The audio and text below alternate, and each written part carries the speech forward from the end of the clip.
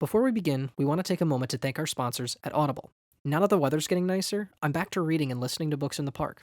And with Audible, it's never been easier.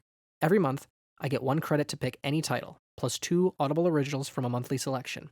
In addition, I get access to news digests from the New York Times, the Wall Street Journal, and the Washington Post. If you go to audibletrial.com/YMO podcast, you'll get 2 free audiobooks on us. Download thousands of titles offline anytime, anywhere. Having trouble deciding what to pick? Audible lets you keep your credits for up to a year. Find your summer read and support your favorite National Film Registry podcast. Once again, that's audibletrial.com/YMO podcast. Thank you for your support. And now, on with the show. Gentlemen, what's a documentary you remember watching that shook you as soon as you saw it? So I think I had seen a lot of documentaries when I was a kid. I feel like in school we'd have to watch a lot of like the standard documentaries, the ones that we all think of that are the talking head kind of like we'll show a person's face or we'll do a voiceover. Those Disney true life adventures that would show just like I don't know, an alligator swimming and somebody going, "This is the way the alligator swims." All that to say, the one that shook me and the reason why it did is I remember uh, especially back when I was younger in like middle school, early high school, I wasn't as big a film nut as I was a music nut. I had watched Woodstock and Last Waltz, and I remember hearing like there's a Rolling Stone concert film called "Gimme Shelter," and so I remember my dad picked it up for me.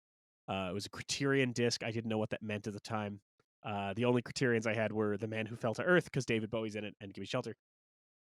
I knew it was about Altamont. I knew about Altamont, but I just assumed that it would be talking heads telling us about what happened.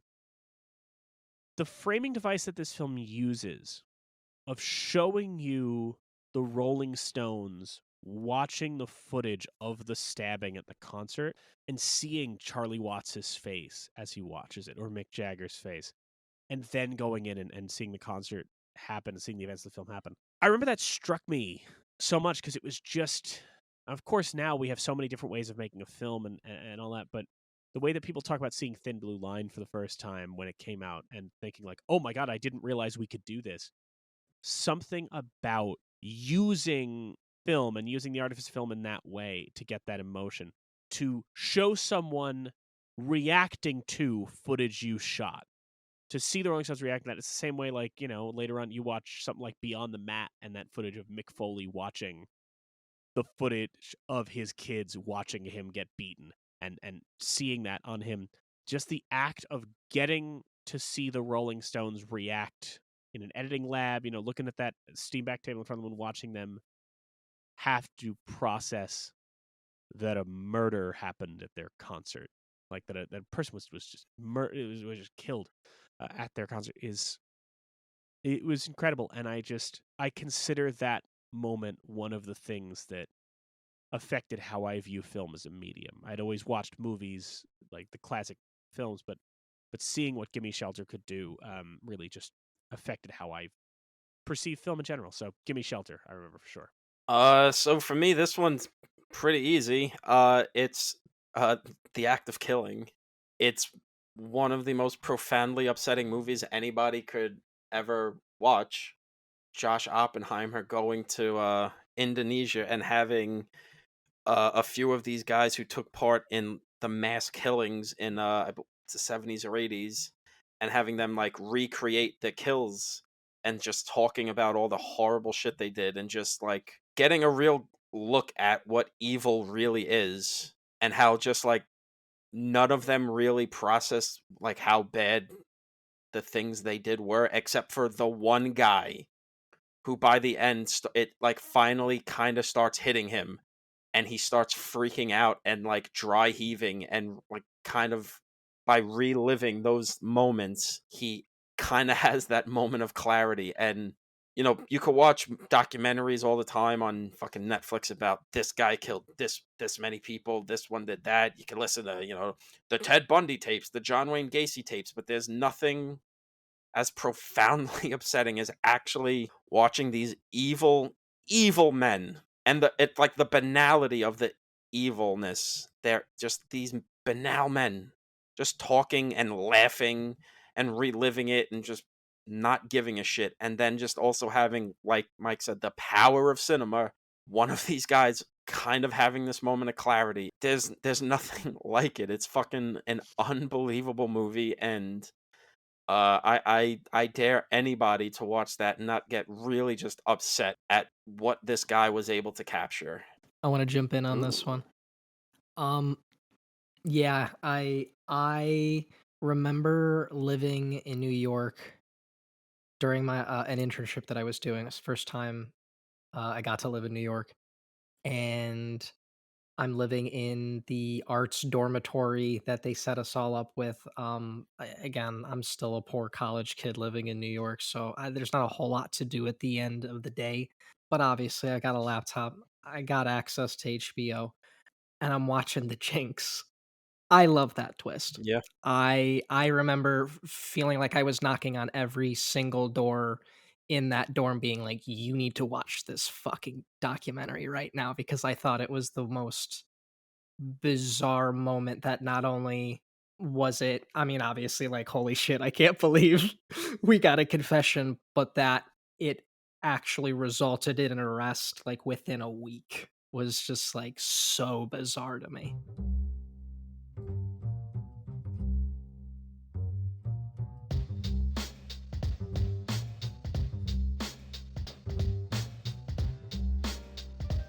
Every year since 1989, the Library of Congress has selected 25 films to add to the National Film Registry. The criteria? The films must be culturally, historically, or aesthetically significant.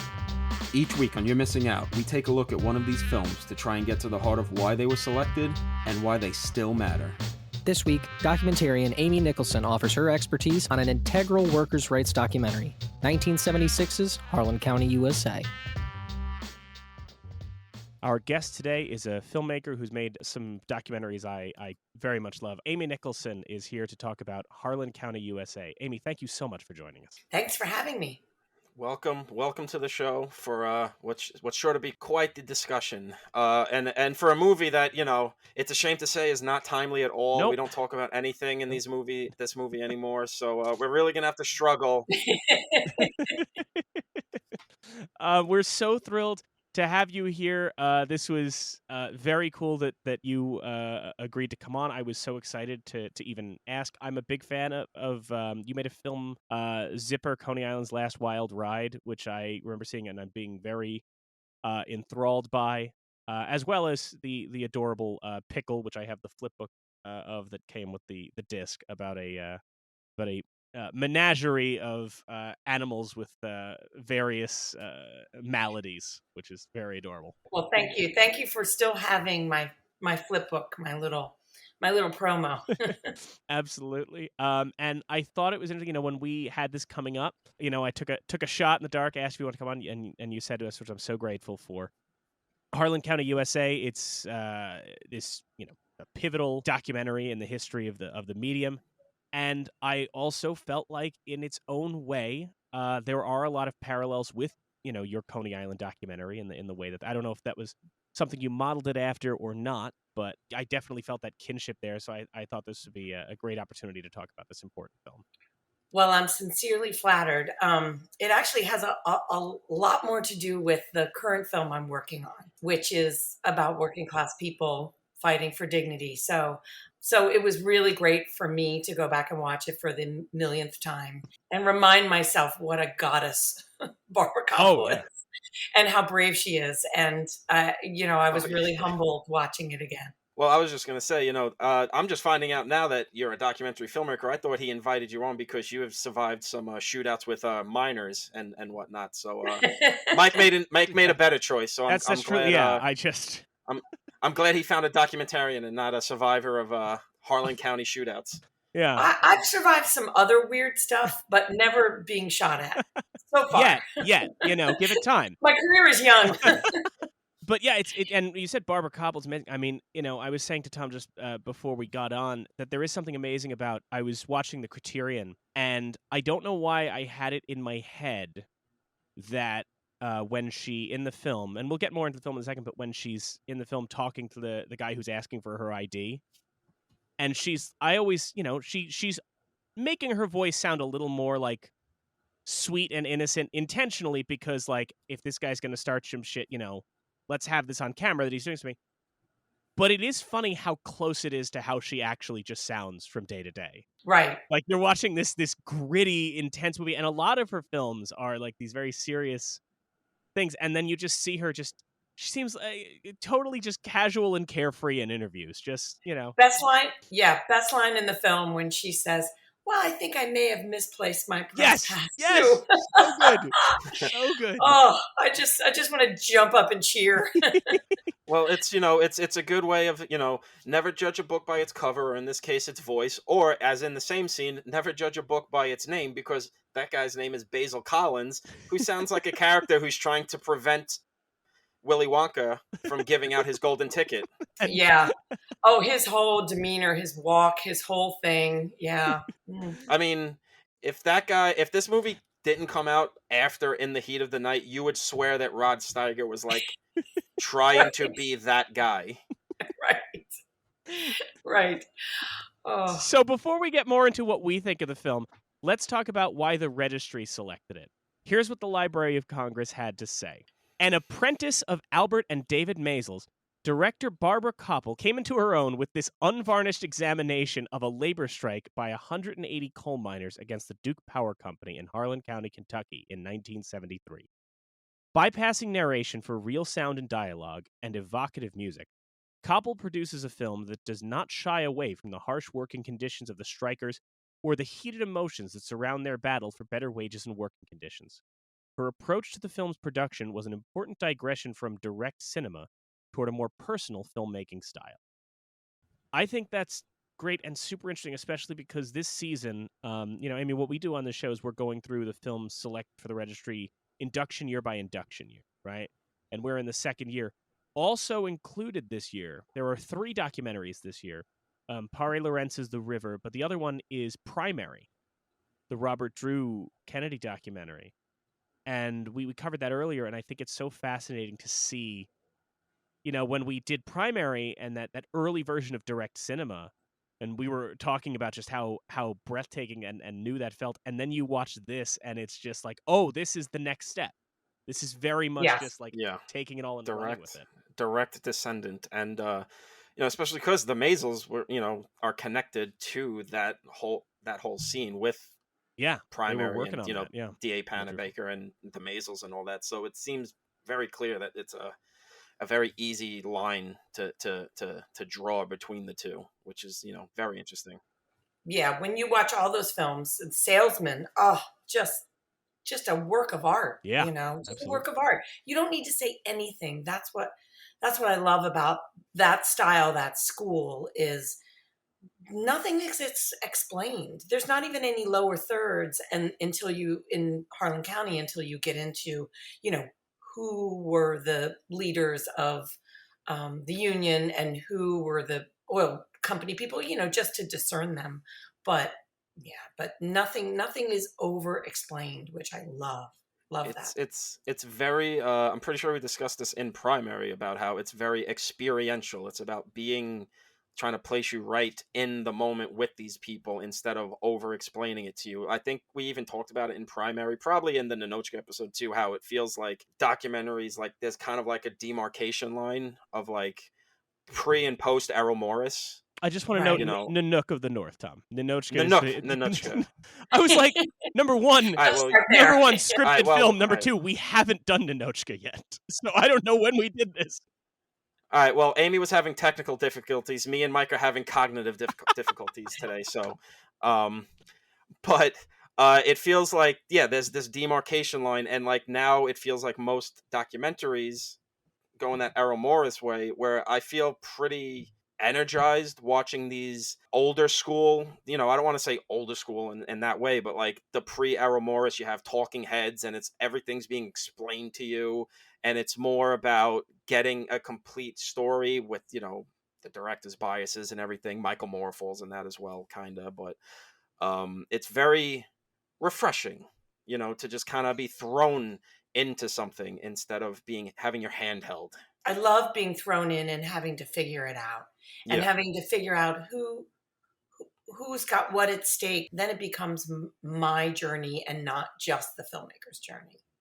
And it makes you just pay attention more. You have to just like always be focused. You can't just Sure. like You can't you miss can't anything. yeah, you can't miss anything. You can't like glance away because the talking head is telling us what's happening or whatever. It's like, no, you have to be here, otherwise you're gonna miss. They're getting machine gunned now. What just happened? Yeah. Or Yeah. this union guy just had other union guys whacked. You go, wait, what's happening now? If you're not paying attention. That's right. Yeah. Yeah. The gun scene in Harlan County kind of comes out of nowhere. The gun scene in Harlan County was so amazing because the DPs talked on that Criterion channel behind the scenes about how they were positioned to get the cars, but the lights were going straight into the camera lens. But it ends up to be so artful and so much scarier than if they had actually caught the action of whatever was happening at the time. So yeah, I give them a lot of credit for how brave they are, and also how brave they Oh were in yeah. the edit too, because they could have put a super up in the middle, Yeah. which would have happened today probably. Somebody would have told them to put a super in the middle that explained exactly what had happened, and instead I just felt unnerved. Oh yeah. And then the next 10 minutes of the film are so riveting because you're like, what just happened? Especially because you get that great moment that I think of all the time. Whenever I think of this film, the two images that come to mind for me, there's the one at the beginning, which is just all the guys sliding headfirst into the mine, which I love just because the fact that the movie takes so much time to sort of ingratiate you into that world and make you feel that claustrophobia of the mines. It never has, it's not about, going in and it just makes you feel those conditions. But the other one that gets me is that moment they kind of slow down the footage of, the guy driving by. You see him pull out the gun, and then you see on his face, like, him processing, there's a camera here, I can't do this, and it goes back down. And that's all you need to see. In the special features, they have somebody outright say, if the cameras weren't there, a lot more people would have died. You don't need anyone to say it in the film because just watching that slow motion moment tells you these people were essentially saved by the fact that they knew there would have been accountability if they did something, which I think is just such an Right. incredible moment. Which Incredible. I mean, then again, the way the movie ends with them saying, "Well, they kill somebody, they go to, they get arrested and everything kind of gets wiped away. If we shot somebody, so maybe good old Basil wouldn't have gone away for 25 years if they even with it caught on camera." But yeah, I was gonna, Mike made a joke before, I think before we were recording, that I'm the guy with the Alexandria of B movies behind me. But like, I watch all sorts of horrific shit all the time, and nothing in years has affected me as much as that scene, where it feels like that's the kind of rush that every found footage movie wants to capture. And even the most effective ones, like a Blair Witch or, a Paranormal Activity, they can't capture because there's still just that, like, there's always got to be a monster element to it, where this is just, no, it's just a guy who just clearly doesn't see these people as human beings worth a damn, and that I could just cut them down. And that, just like Mike said, that human moment of, oh well, there's a camera here, I might have to assassinate these people later. Well, especially because it Yeah. also, that footage going slow feels like, it felt a lot like, I don't know the details, but you almost imagine that because it was in, later in the evening and the cars were driving by so fast, that in the moment, the people may have even been feeling like, who was that? What was that? And then going back and looking at the footage, Yeah. akin to like when you watch Gimme Shelter. Mhm. And, Oh, I love that. it's, And that has been ripped off so many yeah. times. And you see, but like the fact that they're sitting there and like nobody knew what the hell was going on in Altamont at the moment, and then the fact that you can actually slow down and go like, oh nope, look at this. That you almost feel that in the moment, because what I think is so good, and like Tom noted about found footage films, and I also feel with other documentaries, I'm not going to trash any, directly on Mike, but there's one film I maybe don't love, where part of the issue is that the filmmakers are just pointing the camera at themselves for a good chunk of the time, telling you how scared they are and how intense the moment is for them and all that.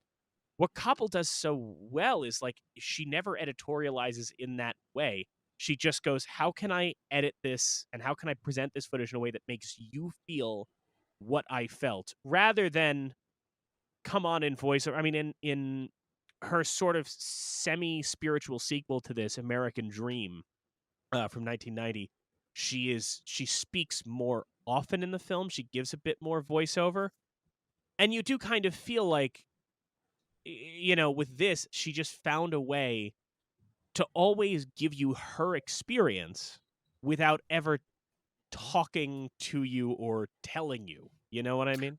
Well, exactly, going back to that specific scene in the Criterion behind the scenes, you see that the cameraman caught the back of her head, and you see her headset, and you see her, boom pole. But that was not in the film. Yeah. What you see in the film is just the shot that is her point of view talking to that man and how close she was to him.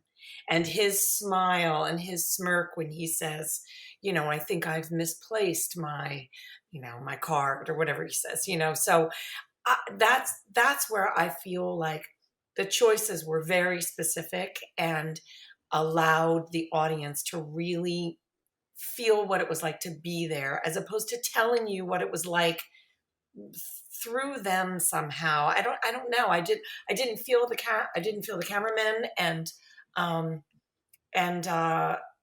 also going back to the beginning, which was shot by Hart Perry. He says in the behind the scenes, we realized we didn't really have a lot of footage of guys, going into a coal mine. And I can tell you, in today's world, somebody would probably say to them in their rough cut, "Oh, you better put that scene with the guy with the gun first, and then go back in time and, rebuild." And they didn't. They just started with, it's a normal day at work for these men who are dying of black lung, and you can see how filthy they are when they come out.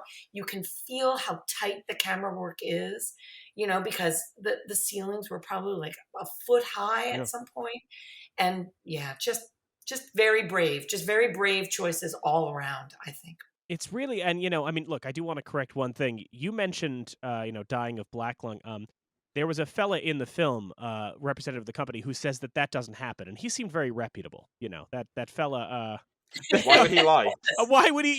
Cigarettes don't kill people either. No, of course not. Absolutely. Why would he lie? Guns don't kill people. People kill people. It's fine. Oil wells are really safe. It really is one of those things that just feels like, anytime they show it, that it almost felt like, when they show in a modern documentary, when they show archival footage from like 30, 40 years ago, to kind of go, hey, look how dumb we were then. We thought this, but it's like, no, they knew this then. Like, even in the moment when people were saying this, like Kopple and her crew were like, bullshit.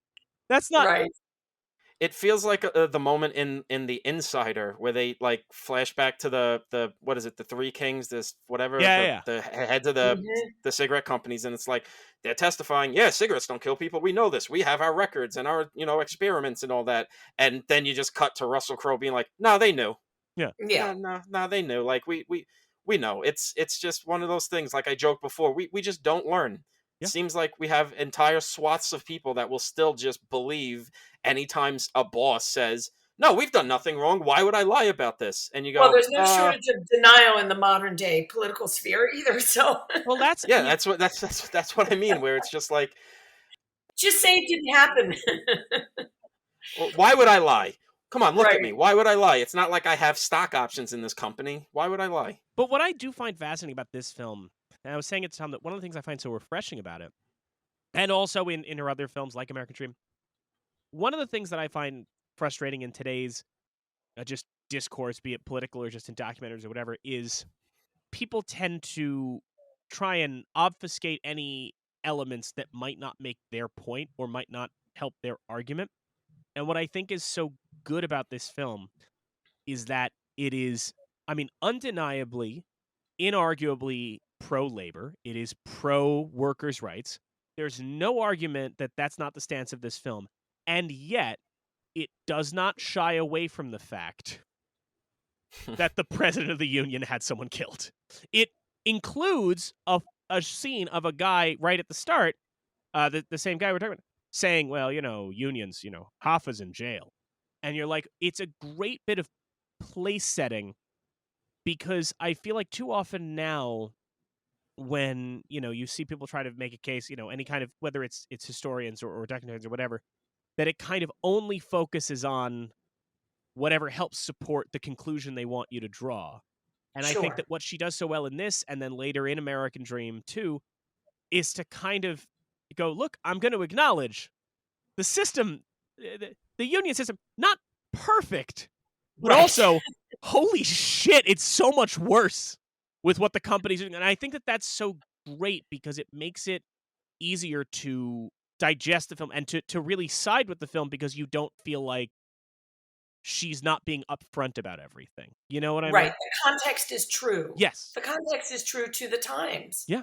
And it Yeah. it feels very much as a part of the style, like we're saying, the experiential style. Then there's no editorializing, there's no talking heads or anything. It just, and it's all about like that human quality that this kind of documentary style brings, which is one of my favorite parts of the movie, is how you just get all these scenes of humans and all this. There's two scenes in particular I'll mention later, but just it's that human thing of like, okay, we need unions, but unions are run by people, and there's a lot of good people here, but you get that rug pull at the end where, oh, that union guy that won the election halfway through the movie before people started getting shot and everything, yeah, he kind of fucked everybody and put in a clause that they couldn't strike, and you go, oh, okay, this is a And little he more seemed like complicated. such a, from the ranks guy for Yeah. so long. And Oh yeah. that's why the rug pull was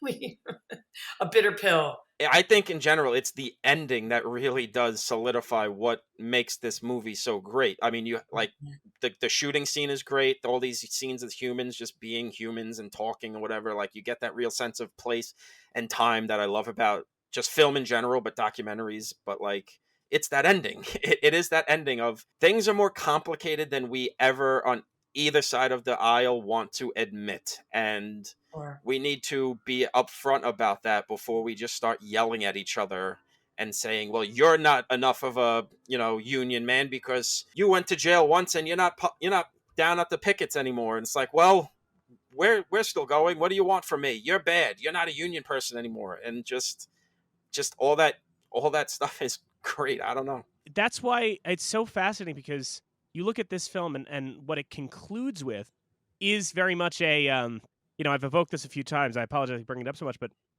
the American Dream, which she won the Oscar for in '90, about the Hormel strike. There's nobody pulls guns in that. There's no violence. There's no dirty tactics.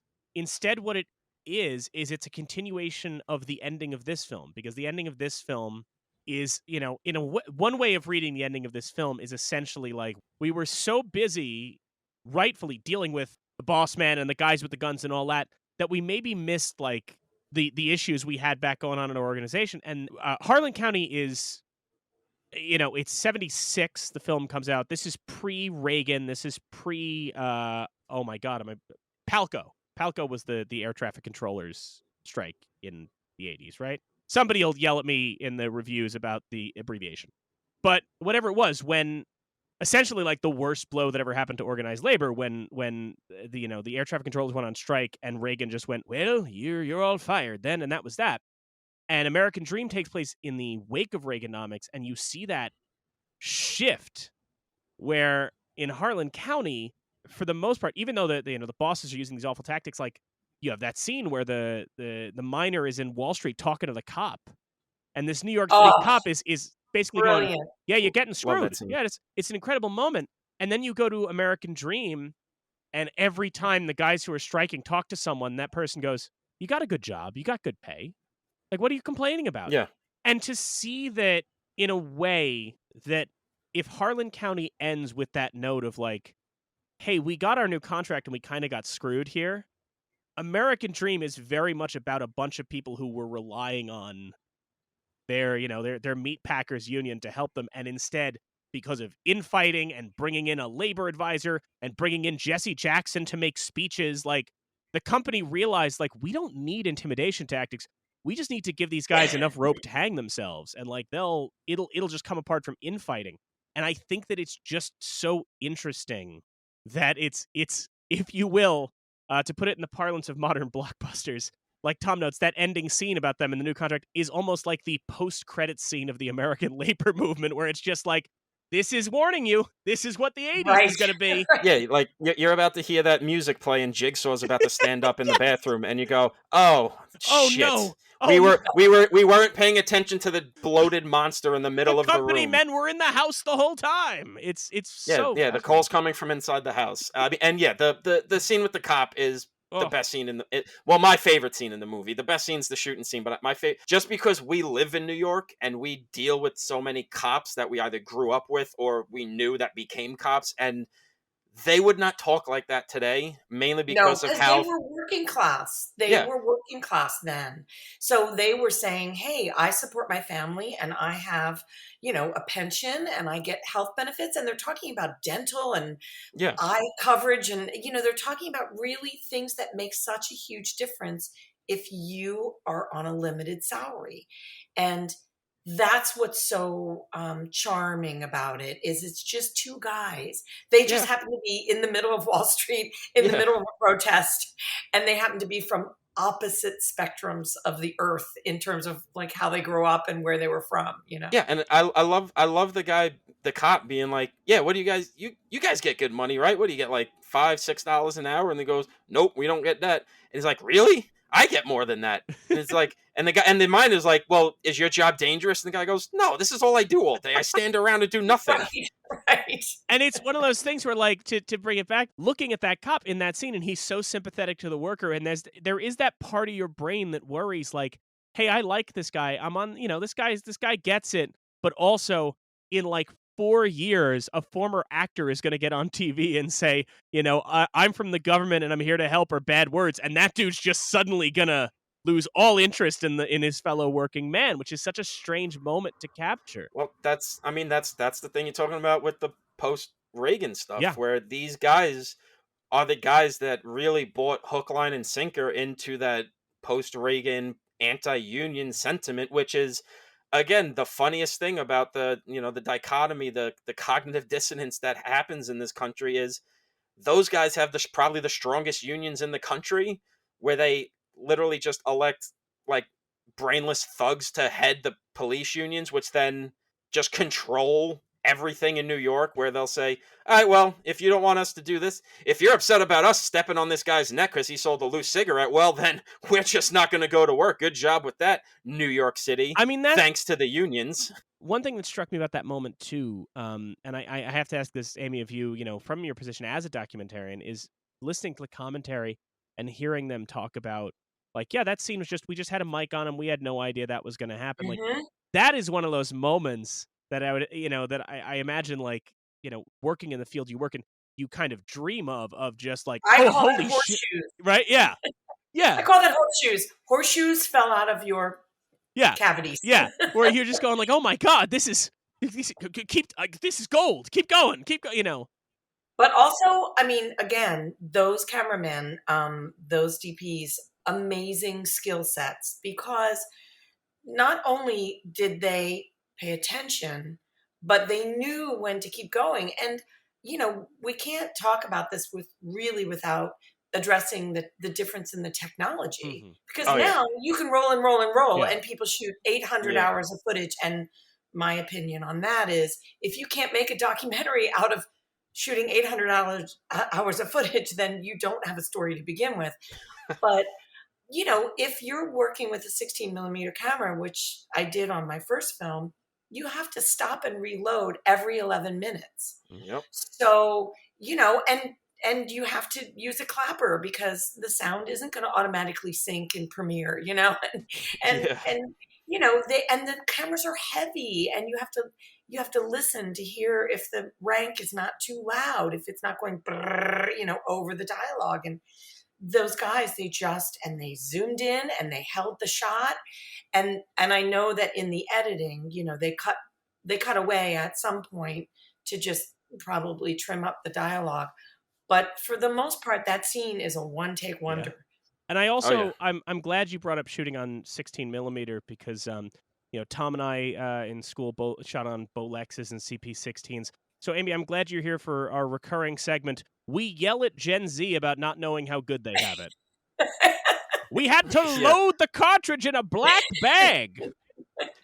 We had to learn the f-stops by memory, kids. Like, that's our... I do have to maybe clarify a little something, because Amy said if you don't have a movie with 800 hours of footage, you don't have a movie.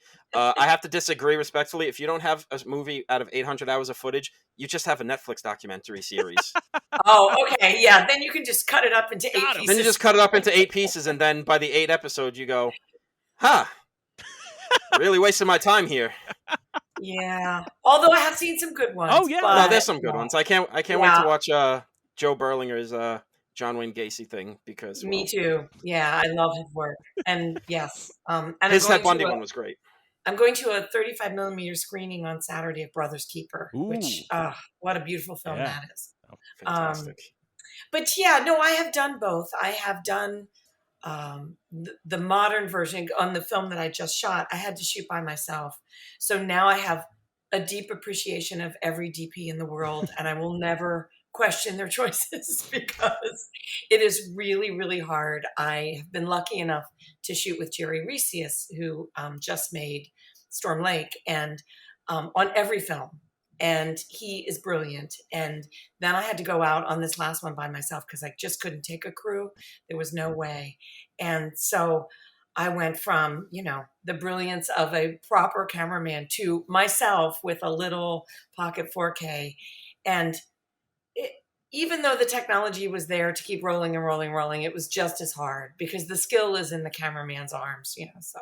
I mean, listen, you're talking to, not myself, you're talking to a man who shot his entire senior thesis film on his smartphone in vertical mode, playing all the roles because he forgot to do it. And when the professor asked, was this intentional? He just looked at him and said, yes. Of course it was. Yeah. It was very intentional. He got his degree.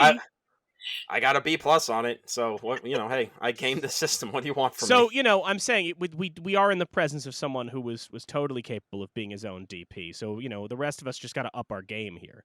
Did you consider that? Did you consider shooting the whole thing in vertical on your iPhone? That might have made it easier.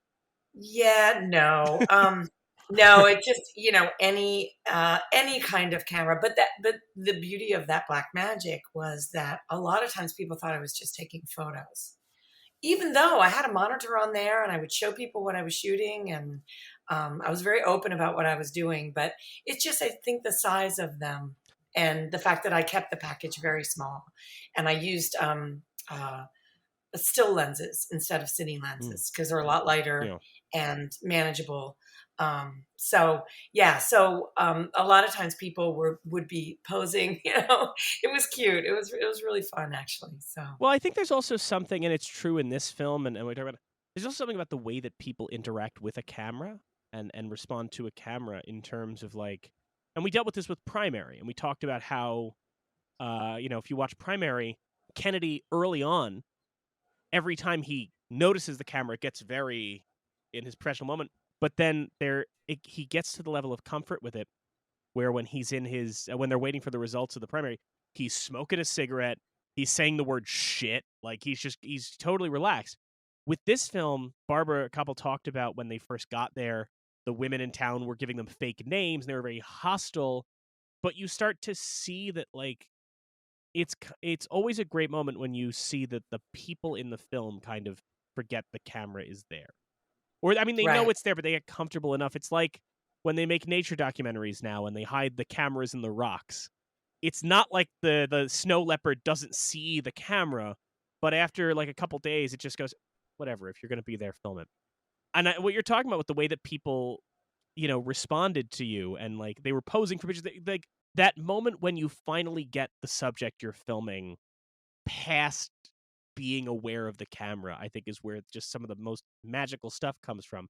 And this film does such a great job of getting certain people comfortable with the camera and with other people making sure they're uncomfortable because of the camera. It knows how to strike that balance depending on who it's talking to. Yeah. Also, what is the rule of documentary is exhibition is stronger than inhibition. And so at some point there is a turn, but it really is the skill of the filmmaker, in this case Barbara, who went in and got I mean, the women are the story. So she had to, and I could be wrong about this, but I would probably say that the women were harder to break down and get on her side than probably the men at that point, because the men were already out on strike and were already, standing in a public space and all of that. But the women were very behind the scenes.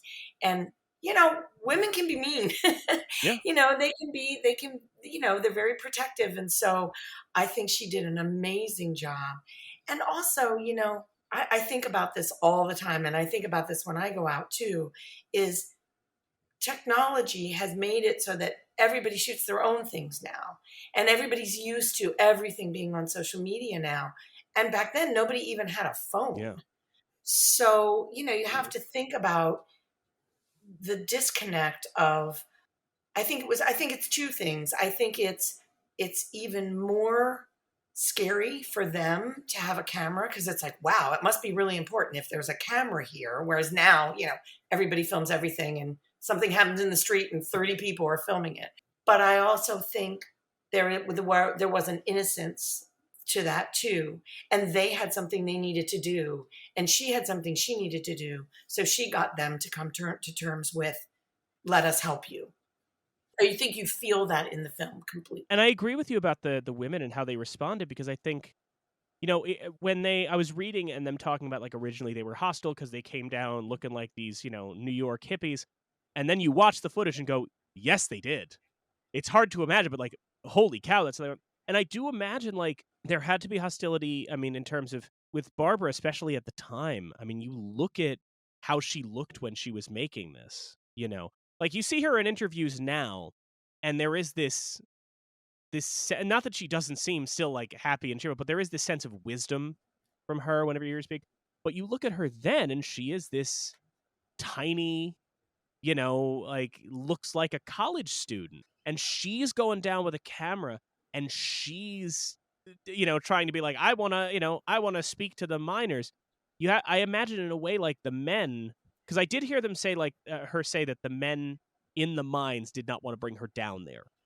That there was this superstition and attitude against having women in the mines. You weren't supposed to have women in the mines. But the men, otherwise, I'm sure were comfortable talking to her, because I guess in their mind, like, she's a tiny little thing. What's she gonna do? If it gets bad. Right. But the women were probably hostile, not just to, her, but also the idea of she was so much an outsider. Mm-hmm. These are, I mean, you see, I mean, again, she's talking to women who are packing guns in their bras, and here is this tiny, just like, and they were tough. Yeah. They were tough ladies. I mean, look how they lived. They're incredible. And here's this tiny, pretty, put together, New York girl coming down, and I'd imagine that there had to be this moment from them of, like, that thing that I think we all get sometimes, that chip on our shoulder. I make the joke to Tom all the time. We're from Long Island, and anytime you do work in Manhattan, I work in an office now, and there's always that impulse to go, what, you think you're better than me? You think you're better than me? And you do feel that in, especially, like, the outtakes that they have on the DVD or whatever. Like, you do feel that from these people toward her and the crew, at certain points of just, like, again, you think you're better than me. Like, that feeling of just, like, listen, you may come down here with your camera, and I live this. This is my life. I've got everything here, and nobody's taken that from me, which I think is so great. But she won them over. Oh yeah, won them over, and I can tell you, every single grant application now is, what is your access, and who do you know, and are you from that community, and why are you the person that can tell this story? And I just want to scream from the rafters and say, because whoever is the bravest and whoever wants to go for it should. Yeah. It should not matter. And if you can go and embed yourself in that community and win them over like she did, more power to you, because you're the person that should tell that story. Yeah, absolutely. I mean, that's, that lived experience is the principle of all kinds, not just film journalism, but all Sure, of all journalism, and also of any kind of artistic undertaking. Really, if you have the balls to do it, then I want you to be that person.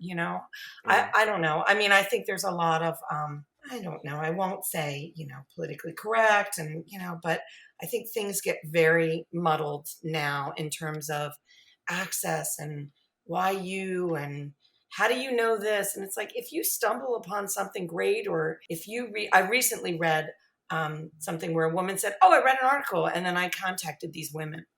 I won't say what the story is because it's just out now.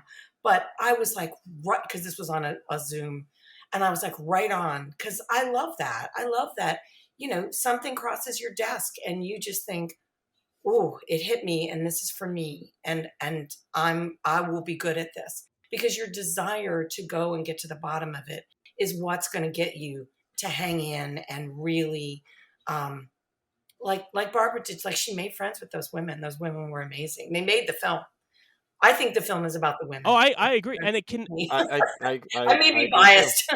No, I think it's about the women too. And just going off of what Amy was just saying, I mean, I say this on the show all the time. It's all about doing the research, doing the homework, putting the effort in, because like I say on the show all the time, nobody got mad at Michael Mann when he made Ali, because the guy did his homework and he didn't turn it into like a minstrel show. And He it's made a Right. legit work, Yeah. And it's also important that, like, that somebody being an outsider can sometimes be an advantage, because Yes. somebody who had lived that life the entire time already knows how they feel about it.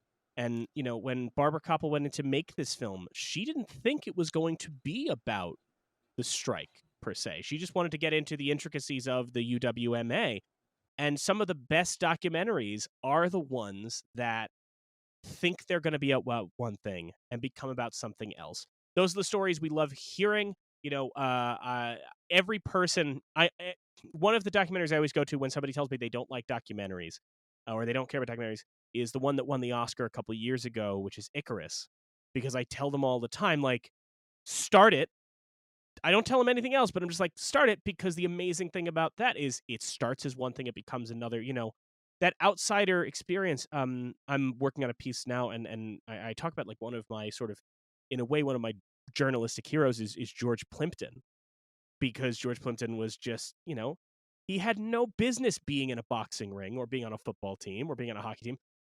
But the fact that he doesn't have that background makes his experience and how he perceives it so much more engaging. And I think that Barbara Kopple, being from New York, being, the person that she was, is what helps tell that story. And perhaps somebody who had inherently lived in Harlan County all their lives wouldn't have gotten that same point of view. And maybe, in so many ways, it could be something as simple as certain things that a person who lived there their whole life took for granted and didn't think about. She locked into the way that, like, the use of music in this film is so important. Amazing. It's Yeah. absolutely incredible. And it's so funny because this comes out the same year as Bound for Glory, the Hal Ashby biopic of Woody Guthrie. So at the same time, essentially, you could go to the cinema and see the fictionalized version of Woody Guthrie writing these songs about, staying in the picket line and sticking to the Union, and then go see Harlan County, USA, as those songs from the 30s labor struggles are repurposed to reflect the current struggle. Well, and resung. Yes. Well, is that even? I'm not even sure that's English, Yeah. but Yes. But yeah, but she had people sing them, which I loved, and I loved seeing the people sing them. And my favorite moment of the singing is, I believe it's when the women get arrested, and the one woman just quickly dashes off, like, and we got to get them out there. We got to get them out. Keep on the picket line, always on the picket line, and rattles it off so quickly. And I love that because it shows you how much this music is intrinsic to their culture. Like, it is intrinsic to the culture of that town and that community, that you can rattle it off like it's nothing, that it just becomes a part of your language. And that for the rest of us, maybe these Woody Guthrie songs or these protest songs are things that we heard in high school, or we heard sanitized versions of, in a history film. But for them, this is a living piece of their culture. I think that's so powerful. Yeah, I also really, thought quite a bit about, but back to the access question, it's because Barbara brought to a community that was completely foreign to her a sophisticated eye. She did not talk down to the people. She was right there with them. And she didn't shoot, like feet in the mud Yeah. and like, make it like, oh, look at this place. And isn't it crazy and scary? And she didn't go into their homes. She didn't, not, I mean, a Yeah. little bit, but she kept it focused on the matter at hand. And then also, if you come into it as an outsider, you have the ability to say, what do I want people to see that is flattering? Honest, but also honestly flattering. So I don't know. I really felt like it walks that line perfectly. But I felt that way about all the Maisels films, and also one of my other favorite films of all time, which nobody really remembers this, but Elliot Erwitt, famous photographer, he shot a film that I think is my favorite documentary ever, called Beauty Knows No Pain, and is about the Kilgore College flag troop tryouts in like 1974 or something. You can find it online. Talk about being an outsider. It's all women, and it is just the tryouts of this flag troop and what it means to the women. And he gets it. It's dead on. I've watched it a million times probably. I think it's so important what you say about how she films them and talking about no feet in the mud and all that. Like every person in this film, and not just the minors and not just the women, every one of them gets dignity. Dignity. They are viewed with dignity. Now, they have the opportunity to lose that respect and dignity through their actions, but she never sets you up to look down on anyone.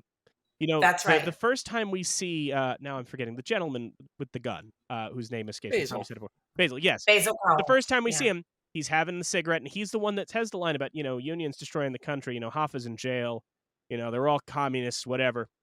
And now, granted, we're in 2022. We've more than learned any guy that goes, they're all communists, to go. But I thought that initial statement, especially that early on in the film, of like just place setting you and going like, right, yeah, Jimmy Hoffa's in jail. Like this, yeah, that happened. And she basically gives him the opportunity in the way that she frames him, in the way that she frames everybody else, gives them the opportunity to look, to earn the audience's respect and to have that. And I think that that's so crucial that she doesn't set up anybody, Well, that's the thing about humanity, if you just give people enough rope, they'll hang themselves. Yeah. Which is at the end of the day, you don't need to do any trickery. I mean, this guy's going to end up opening fire on people. You don't need to throw some scenes of him being like a slob at a diner and being like, oh yeah, goddamn kids, and oh yeah, blah, blah.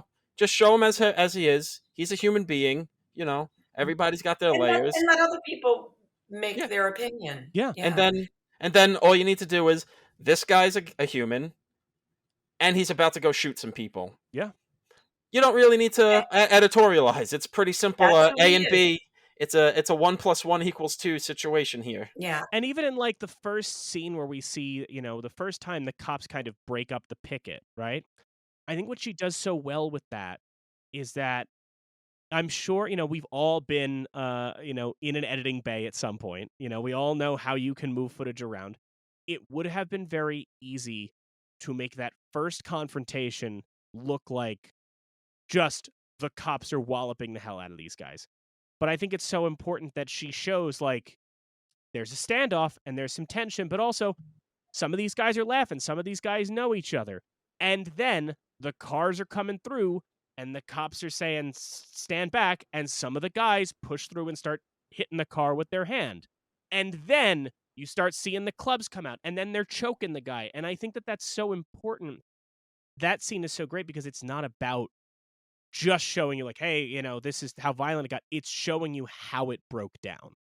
And it's showing you you don't come away from that scene. Maybe some of the, some relatives we have now would say it, but you don't come away from that scene going, Yeah. hey, if that guy hadn't hit that car, that wouldn't have happened. But you do get to see how these guys go from, listen, buddy, I get your cause, just don't get unruly, to I'm going to choke you and drag you down the Right. street. Provoking. Yeah. Yes. I think that's That it was a cause and a reaction. yeah. I Yeah. think that is what I come away from so impressed with this film, because I feel like, look, every year, the Oscars roll around and I watch all the nominated documentaries. I used to work at a Me too. yeah.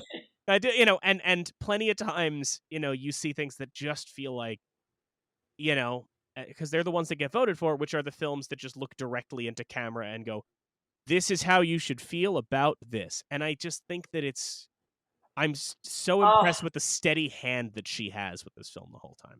I was rooting for Ascension this year. I loved that film. I liked Ascension a lot. I this year was a pretty. I wasn't. Well, listen, our Oscar episodes out there. There's an episode where I really trash talk a recent winner, and none of them this year. I wasn't mad at anything this year. Folks can do their digging. Going back to your the dignity and treating the people as heroes, that for the opening scene where the men go into the mine, I mean, that is, what you take away from that is, boy, does that look horrid. That is a miserable job. Those people are definitely going to die of black lung. But you also, when they come out the belt at the end of the day, and then they go home, and you're just like, oh wow, it's very romanced. Yeah. So it's treated with respect, and it's not, you could have had somebody like coughing at the end, but no, it's just it's art. So and shortly thereafter, when she has all the footage of all these people talking about the mining accidents and the people who died, what's so great is none of them sound angry. And by that I mean, like, I'm sure they are incensed at what happened, but it is spoken of matter-of-factly. It's part of life. Exactly. That's what I think it captures so well, is that it's just, and it helps you understand and not do that thing that a lot of us, East Coast New Yorkers might do, which is just go, if the mines are so dangerous, go work somewhere else. Like, it's not, right. It's very much letting you know, like, this is the culture, this is the life down here. And the fact that these people are willing to accept death and disease as part of this life also helps you understand, like, how bad must things be that now that, that it was tradition. Yeah. You did what your dad did and what his dad did. And, you got that scene of those guys saying, like, yeah, there's some other jobs we can get around here, but they're only going to pay us barely minimum wage, and we can't live off of that. Otherwise, we have to completely leave Kentucky in completely. So there's that, which, and again, bringing up the tradition thing, I love that there's this kind of looming specter of the bloody wars that happened, a few decades ago, where it's never like, there's the old lady who mentions it a lot towards the end. She's like, I lived through this. I saw people dying in the streets and blah, blah, blah. But it's just this lingering thing where it's always kind of mentioned briefly of, like, this has happened before. We're lining up and picketing and trying to stop cars, and this could happen again. So there's just this, there is a tradition, but it's also a tradition of these rich fucks will kill us if we step out of line too hard and a little too long, which is, again, goes to the steady hand of not over-explaining things and just letting it, all right, we're here. We can kind of start inferring things. And pretty bad. One of the women that I filmed for the new film, she described the people as the little people. And I didn't put it in the film because it's too on the nose, but it really stayed with me for a long, long time. Just the fact that that's how she felt that her class of people were viewed. And it's heartbreaking. It's heartbreaking. It's my motivation to get up in the morning and edit every day. But at the So same time, you talked about the women of this film, and I think one thing that's so interesting about them is that in the film, a lot of them talk about like I'm a miner's wife. I've been my mother was a miner's wife. I'm a miner's wife, and they frame themselves in that way. And to modern ears, especially how we're trained to consume certain things, you would hear that especially the East Coast New Yorkers that we are, you want to go like, well, that's a little reductive. You could go don't to be school. subservient. Yeah. Yes. And if you said that to one of those women, they would most likely tell you to go yourself. They would you just like, Right.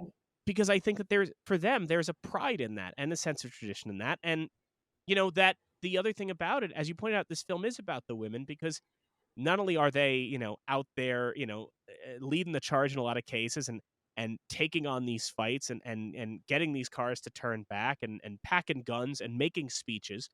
But on top of that, you just get this feeling of they are as crucial a part of this ecosystem as anything else. This Of system course. that they are a part of and that they love it, like they are, just a vital part of this community and this system. And that's what makes the ending, I think, even more heartbreaking is just the understanding of the system that they are a part of and the system that they are fighting to improve but still maintain has ultimately failed them. I think is the real gut punch of that moment. Yeah. I would wager a bet that if I were ever to meet Barbara, I would ask her this question. If those women inspired her to be as brave as she was to continue shooting. I mean, Because how can you not be affected by them? I mean, I wonder because I didn't listen to it, but I did find that apparently Barbara Kopple was on an episode of the Marin podcast. So maybe that's what I'm saying. Maybe he asked, "Who were you guys?" and she listed, the women. We don't know. We don't. I haven't listened. I Mhm. should have done my due diligence on that, but I didn't know if I was prepared to hear him do a full coffee ad before I heard one of the great So documentarians of our lifetime. So when those guys got shot, what was that about? When the fella told you didn't, he wanted to see your ID. That reminded me of that one time that I was down at the Comedy Cellar. Like it just goes on for 10 more minutes. And Damon Wayne said, "I'm just gonna do jazz."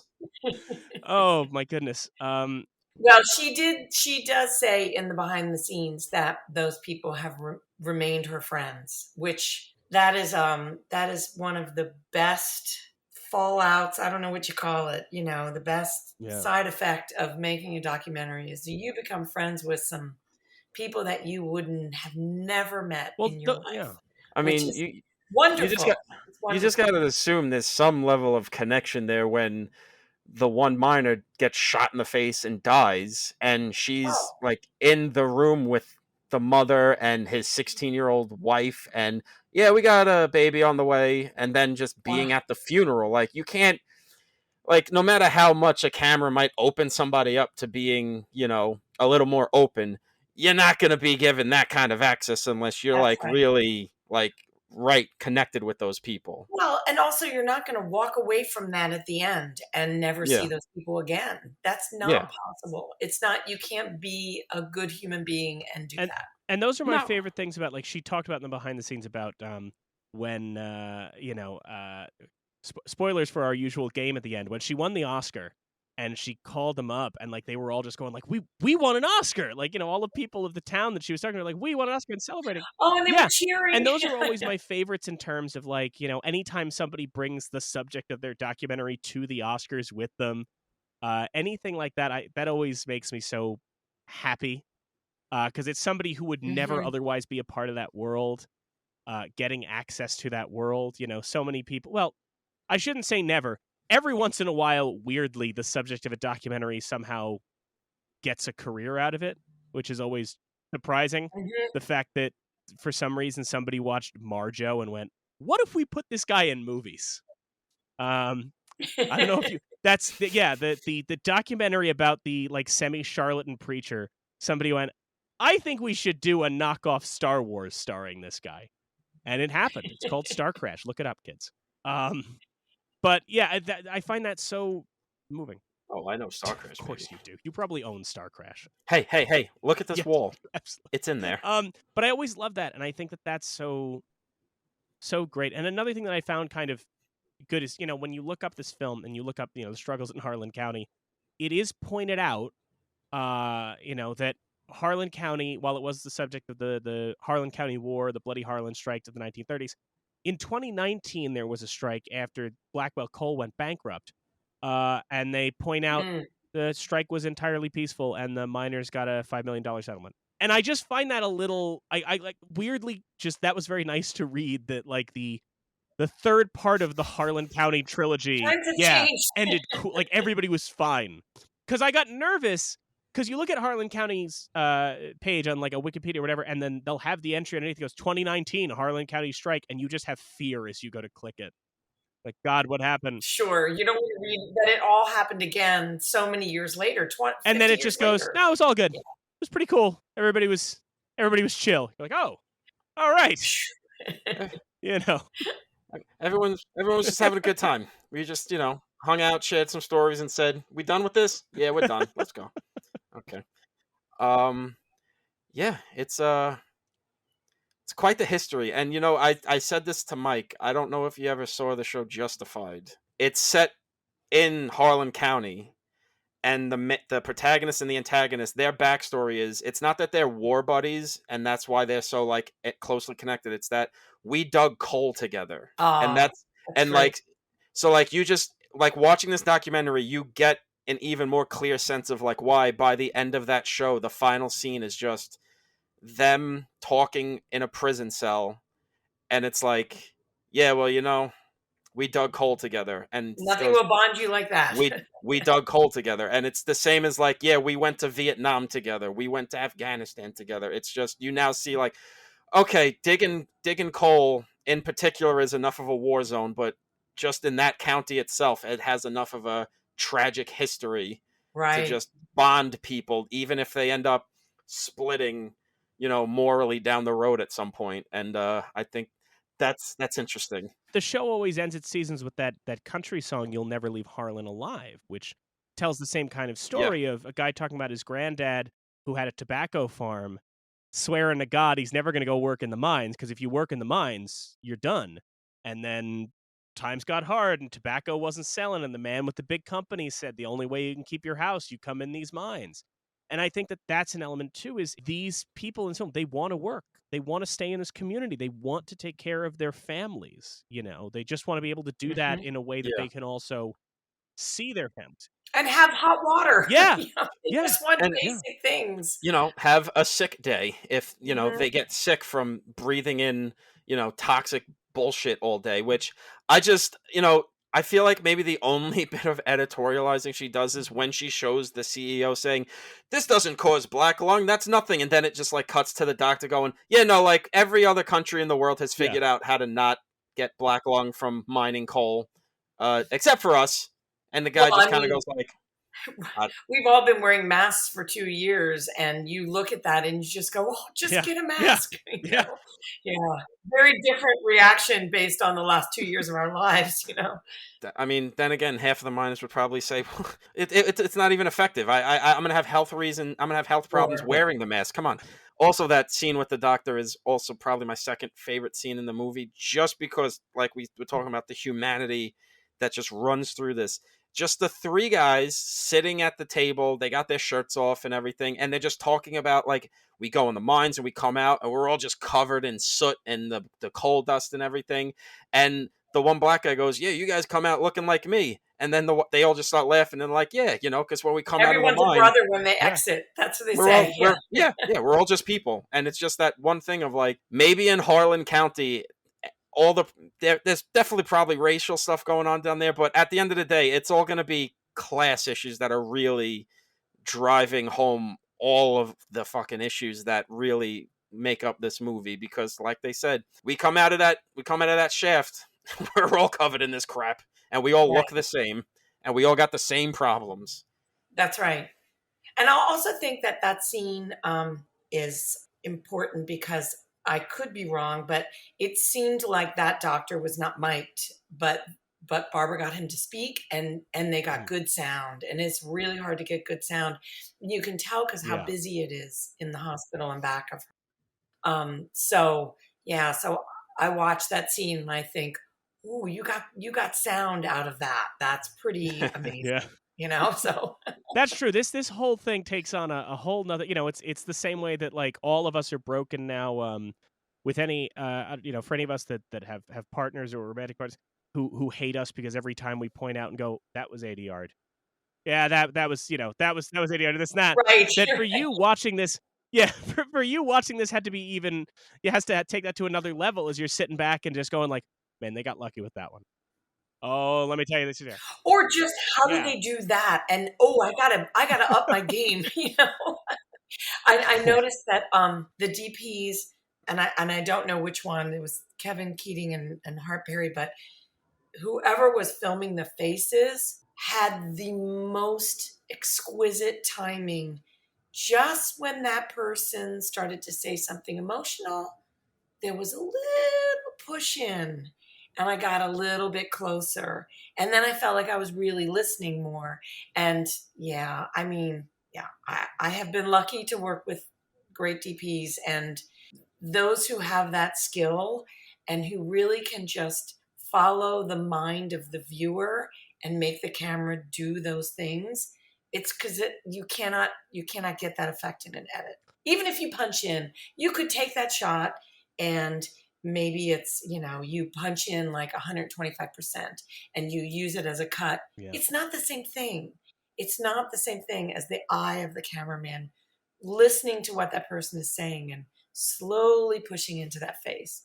Amazing. Aren't those always the best when you've got when you have like a shot in mind and you happen to have a good DP on you and you tell them what you want and they somehow just find something extra in it and it Oh, just the best moment. that is years and years and years of practice. It almost makes any of us that have ever like been in a director's chair when somebody is that good, at their job as a cinematographer, as a DP, that you do sit back and go, "Oh, I'm a fraud. This person speaks in images. Like they get it. This is Yes. pure, man. Now, what am I doing?" You know? Yeah, yeah. I tend not to tell them how to do their job. It's not, you can't speak if you can't do it, don't tell them how to do it. Did anybody else have anything they wanted to add of note about Harlan County before we wrap up talking about the Oscars in the year that was? Oh, just No. that it's brilliant. I don't know. It's just a brilliant, timeless piece of art, and every person should be forced with toothpicks in their eyeballs to watch it if they have any desire to make any documentary at all. I will never reach that level, but I aspire to it. Honestly, it kind of fucking sucks that it's so timeless because when the hell are we just ever gonna learn in this goddamn country? I know. Look at what's going on now. Yeah. Yeah, exactly. I mean, it's truly insane that we've literally learned nothing and we're still dealing with union problems and workers' rights and everything. It's just out of control. Honestly, the only thing I feel like I would want to point out is maybe I'm crazy, but I think the Coens have definitely seen this movie because the Oh, for shooting sure. scene feels like the scene in No Country for Old Men when Anton Chigurh is going after Josh Brolin and you never see him, you just see the Yeah. muzzle flash in the distance. I don't know. That's just I feel like the Coens must have seen this. For sure. I mean, John Sayles talks about like when he was making Matewan, like everybody who was coming to work with him on it, he made them watch Harlan County. Oh, I mean, Oh, that's yeah. amazing. Yeah. Yeah. I mean, yeah, Mate One definitely John Sayles. I mean, that's 100%, no doubt in my mind. That genius of a man definitely made people watch that. I don't know why my mind just flashed to like. I feel like the Coens definitely watched this while they were like helping Sam Raimi throw blood at Bruce Campbell, like making Evil Dead. But I don't know. But I mean, I guess that just goes to show the wide-ranging influence of this movie because the Coens definitely watched it in my mind. John Sayles did. I definitely think the team that did Justified must have watched this to just further inform that backstory of mining Well, I and mean, it's of everything. note that this movie was notable when it came out. Like it was at a time where documentaries barely Yeah. got theatrical releases, I think like Hearts and Minds a couple years prior was a bit of a sensation. But there's something about the fact that like I mentioned to my mother, "Oh, we're doing Harlan County on the show," and she goes, "Yeah, I remember that." Like that it was one of those things, one of those crossover kind of films that like even the general public. I mean, nowadays, we mentioned Netflix documentaries. Nowadays, like more and more people watch documentaries, but that this was such a landmark that quote unquote regular people were going, no, you got to see this, is really That's incredible. right. That's an incredible testament to this film, and doesn't happen all that often. So really, Okay, you know who else has definitely seen this movie? I'm going to tie it back to something we talked about before. I think David Gordon Green, Jody Hill, and Danny McBride have watched this show, this documentary, because I think it informs their work very much. in Because George Washington. well, with George Washington, but even something Yeah. as silly as like the Righteous Gemstones, a lot of people kind of give it flack because they give the gemstones a humanity instead of just condemning them as charlatans. They're like, well, no, these guys actually believe, even if they are capitalist shitheads.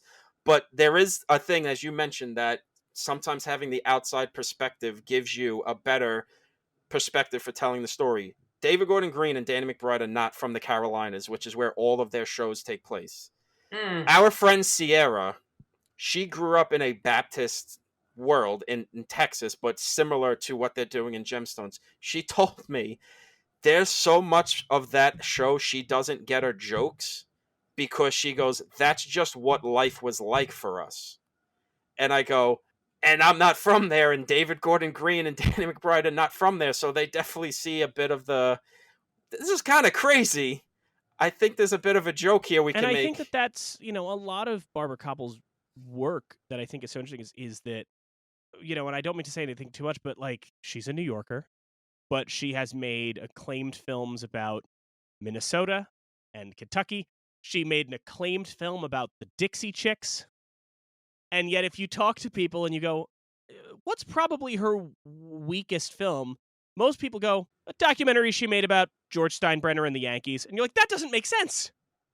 She's a New Yorker. That should have been, to forgive my phrase, a home run. And most people go, it's fine. It's fine. But yet she's able to capture all of these different distinct regions, which I think is so great. Now, to talk about the year, we try and sometimes have Tom guess what it got, but, I already spoiled it. Yes, Harlan County, USA did win Best Documentary Feature that year at the Academy Awards, which made Barbara Kopple the second solo female director to win in that category after Nancy Hamilton for Helen Keller and Her Story in 1954. The other nominees that year were Hollywood on Trial, Off the Edge, People of the Wind, and Volcano, an inquiry into the life and death of Malcolm Lowry. And just for context, the Best Picture nominees that year at the Oscars were All the President's Men, Bound for Glory, Network, Taxi Driver, and the winner, Rocky. Bang up year. I always try and watch the other nominees in a year. So I did actually watch ahead of this the other 4 documentary nominees.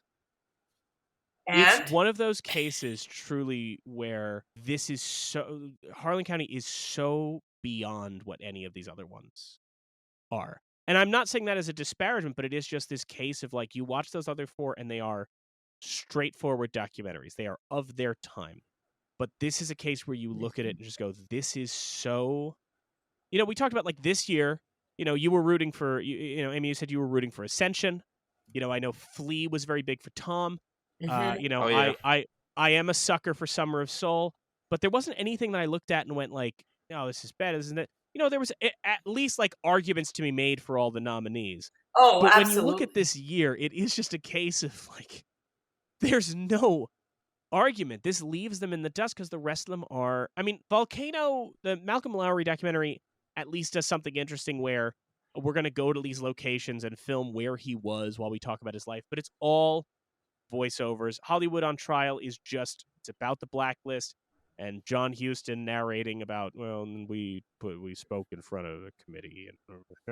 And I will say, the only thing that's jarring about Hollywood on Trial is, again, not to bring it back to our recurring character on this podcast, but they cut to Governor Ronald Reagan talking about, well, no, we never had a problem with the problem was the communists, and then the unions had gotten too corrupt. And I'm like, oh, it's 1976. You guys don't know where this is going yet. You don't know. It's, be prepared. But yes, this is one of those cases where you look at those other nominees and it's just, there's no question how much this moved the needle forward. And I think that helps because it's easy to watch this now and go like, yeah, this is how we make documentaries. Like, I understand. If you're a young person watching this, you've seen enough modern documentaries, you get it. But to see it in the context of its time and realize that Barbara Kopple was just so beyond the other guys in her generation that she was just doing something so much more impressive. And then, God bless her, 14 years later, wins the Oscar again. The only woman to win 2 Oscars in that category, like an incredible achievement that she just comes back 14 years later, totally different film, and wins it again. And is still going, still making stuff. I think, yeah. Fantastic. I'm trying to remember what the Fucking show last off. thing. Really? My hero. Yeah, I'm trying to remember what the last thing she did.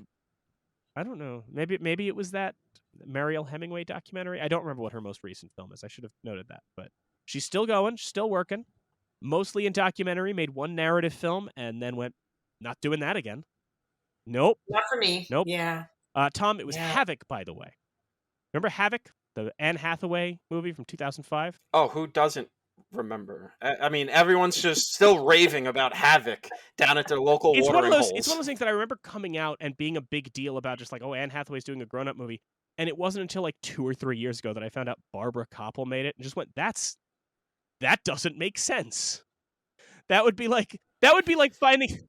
I saw that on her IMDb page, and I thought, oh, okay, well, That's like finding out yeah. Errol Morris directed Marley and Me. You're just like, where? How did this happen? I'm sorry, it's like finding out Joe Berlinger directed the Blair Witch 2: Book of Shadows. That's true. All right, her That's last true. Or when movie. you find- Her last movie was Desert One, a documentary about Oh, the yeah. Iranian Revolution hostage Yeah. crisis. Yeah, okay. About the secret mission to free them. She tried to tell Ben to go to Yeah. Argo fuck himself. So our recurring character Ronald Reagan shows up again. So always a banner to. Also, Amy, thank you so much for joining us for this. This was so cool. Oh, this was so fun. It's so fun to gush about things that I love. And I have such a passion for all the films of the Maisels and all the films that Barbara's made and D.A. Pennebaker, all the greats. I have such a passion for what they did because they really, not only did they do it in a time when it was really difficult and technically very difficult. I mean, look at Harlan County. They went out there at 5 a.m. and someone had to hold the lights, holding lights, so I bow down to them for their technical prowess and their stick-to-itiveness, but also because what they made is timeless and it stands up against any documentary that anyone has made now, which is saying a lot considering how much the technology has changed and also how much people are very media savvy now and media aware because they, everybody films everything and throws it up on YouTube or TikTok or something, so I think that it says something that the skill level of that group of people, it stands the test of time. Well, thank you. And in terms of speaking of modern documentaries, again, I'm just so thrilled to have you because I am a fan of the films that you make. And if we can, let's throw a plug in for that. I believe that Pickle, I think, is still on the Criterion Channel, right? As of this recording, I think it is. Yeah, I think Pickle is still up there, and my new film will be called Happy Campers, and it deals with economic inequality, the working class, but it's not a dry film. It's not homework. It has a lot. Well, yours never are. The ending, because I rewatched, as I mentioned to you before, I rewatched Zipper today, and the ending just still cracks me up. I love that little. The cover of Don't Fear the Reaper and the kids in was it Honduras? Yes. Where is it that the ride got shipped to? It was in Honduras. The kids riding the Coney Island ride. It's great. Yeah. Do you have anything else? That's where it ended up. So that's where we went. Yeah. But this one, I lived in a trailer park for 3 years and it was life-changing for me. And that's why I appreciate when somebody from somewhere that they I mean, I knew a little bit about it, and I knew of the area, and I grew up in Baltimore, and but I had never lived in a camper. And afterwards, after I shot the film, I read oh, now I'm going to forget the name, the book of Mhm. Nomadland. Oh, what is her name? I can't think of her name. Um, Mhm. Jessica Bruder, who wrote Nomadland, and and there's a chapter very close to the end of the book where she says, "I wasn't getting close enough to my subjects, so I bought a camper," and I thought, "What in the hell am I doing?" And I had that exact experience, and I really bonded with her over that, and so yeah, so it's going to be. I hope it's going to be good. We'll see. Still Well, I'm very excited for it. I'll obviously check that out. And did you want to plug any social media, any websites, anything else? Everything is either Films by Amy or my Twitter and my Instagram are Films by Amy. And my new film is Happy Campers Doc on Facebook, Twitter, and Instagram. Absolutely checking out. Amy, thank you again so much for joining us. And everybody else, stick around. We'll be right back with our picks for the National Film Registry. Thanks, you guys. Appreciate it. The National Film Registry isn't some fixed object, frozen in time. It's always growing, adding new titles every year. These annual selections are made by the National Film Preservation Board, with members like Martin Scorsese, Alfre Woodard, and Leonard Maltin, and representatives from organizations like the Academy, the DGA, and the AFI coming together to debate and decide. But they don't just pull titles out of thin air. They pull from the public, people like you and us, who can submit their nominations for the registry in a form on the Library of Congress's website. What we do, at the end of each episode, is have Mike and Tom pick films not yet in the registry that they feel should be, inspired by that day's topic. At the end of each season, those films will be formally submitted to the National Film Registry for consideration, on behalf of You're Missing Out. Here are today's picks. Not to spoil anything or whatever, but my initial pick was gonna be, because it's so obvious for this movie, but I can't because I picked it last season, is Matewan, the John Sayles movie. So I had to find something else, and I wanted to find something that was just as much about unions and workers' rights and all of that. So I found one that I think is a great fucking movie. The filmmaker should have a lot of movies in the registry. Not all of them. The guys went on a pretty fucking terrible run for a while, but he's rebounded quite a bit. But it's got an amazing cast. It's really about unions and like the stuff we were talking about how unions are good, but unions can be corrupted if you're not paying attention. And the unions are good at making the workers not pay attention and focused on other things and kind of focusing on each other and doing the thing that we really see nowadays, which is making, the poor fight the poor while the rich just keep getting richer.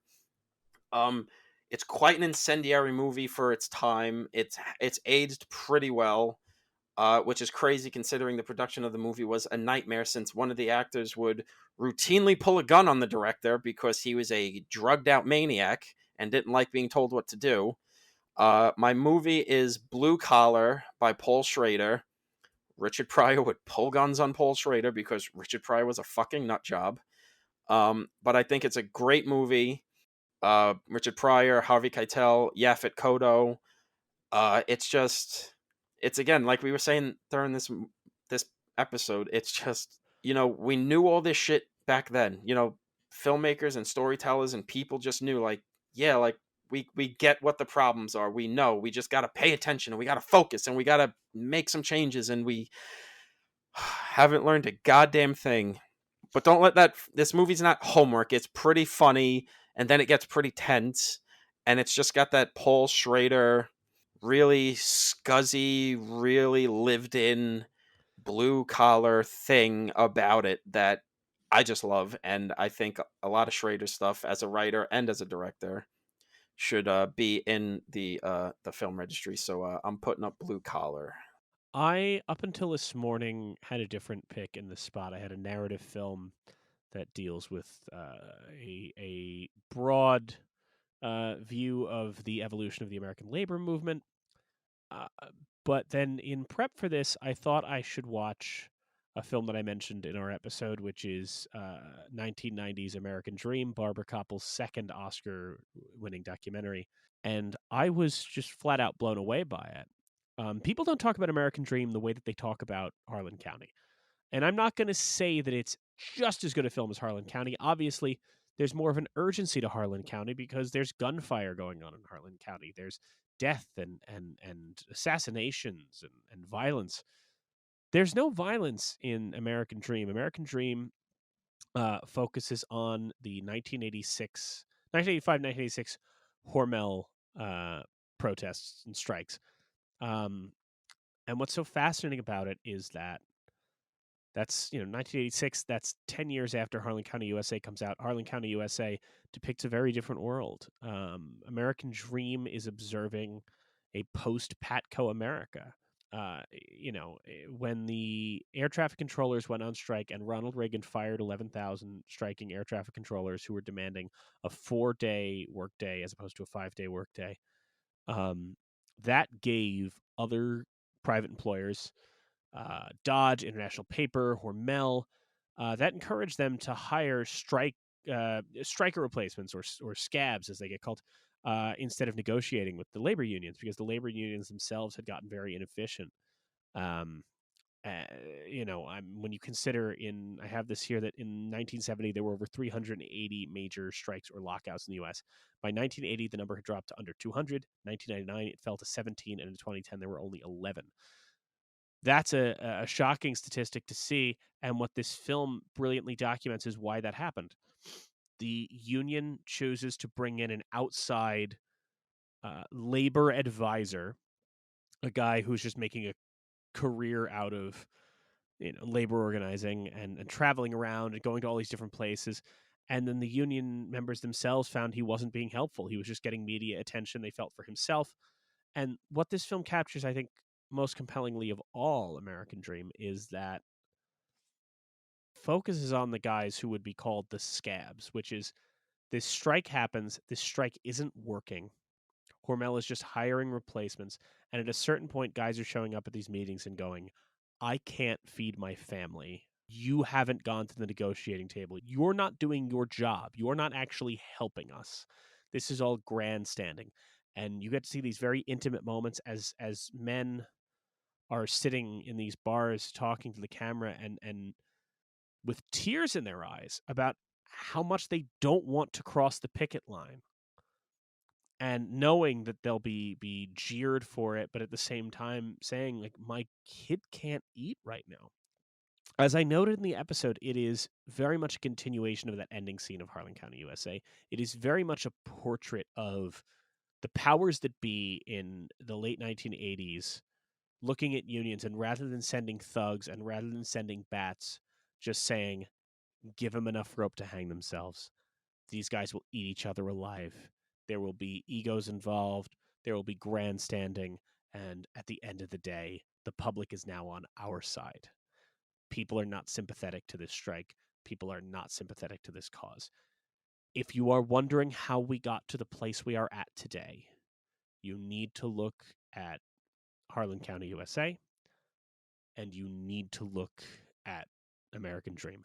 So both should be in the registry. Harlan County is, I think American Dream has to be in the National Film Registry to see the post-Reaganomics, post-Patco America's response to strikes.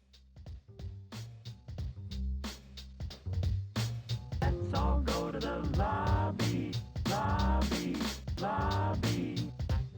Thank you again to Amy Nicholson for joining us. Next week, our Disney dramaturg returns.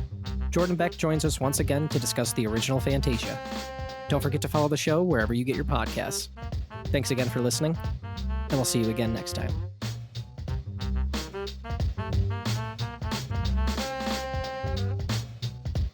Here on You're Missing Out. They honor movies of historical, cultural, or aesthetic importance on the National Film Registry.